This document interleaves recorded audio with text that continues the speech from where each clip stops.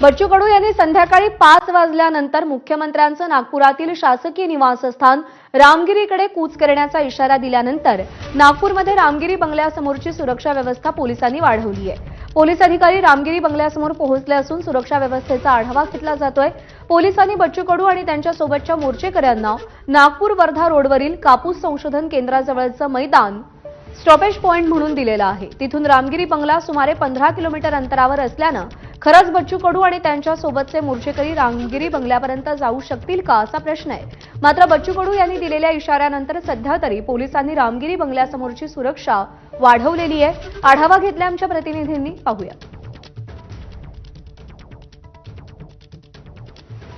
बच्चू कडू यांनी शासनाचा आणि मुख्यमंत्र्यांचा जो आज बैठकीचा प्रस्ताव होता तो धुडकावून लावलेला आणि वारंवार चर्चा का करायची अशा पद्धतीची भूमिका बच्चू कडूंनी स्वीकारली आणि संध्याकाळी 5 वाजेपर्यंत जर सरकारने आपले प्रतिनिधी चर्चेसाठी पाठवले नाही तर आम्ही नागपूरच्या दिशेने नागपूर शहराच्या आतमध्ये घुसू आणि मुख्यमंत्र्यांचा जो शासकीय निवासस्थान आहे रामगिरी त्या ठिकाणी पोहोचू असा इशारा बच्चू कडूंनी दिला आणि त्यानंतर नागपूरच्या मुख्यमंत्र्यांच्या रामगिरी या शासकीय निवासस्थानाजवळ सुरक्षा व्यवस्था जी आहे ती चोख करण्यात आलेली आहे। पोलिसांच्या गाड्यांची सातत्याने या ठिकाणी ये जा आहे आणि वरिष्ठ अधिकारी जे आहेत ते या ठिकाणी पोहोचून बंदोबस्ताचा आढावा जे आहेत ते घेत आहेत।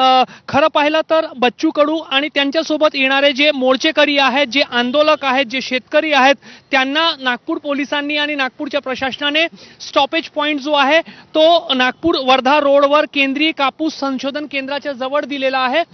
तो स्थान जो आहे तो रामगिरी बंगल्यापासून जवळपास 15 किलोमीटर लांब आहे। त्यामुळे त्या स्टॉपेज पॉइंट वरून बच्चू कडू आणि त्यांच्यासोबतचे आंदोलक खरोखर रामगिरी बंगल्यापर्यंत संध्याकाळी 5च्या डेडलाईनच्या नंतर पोहोचतील का असा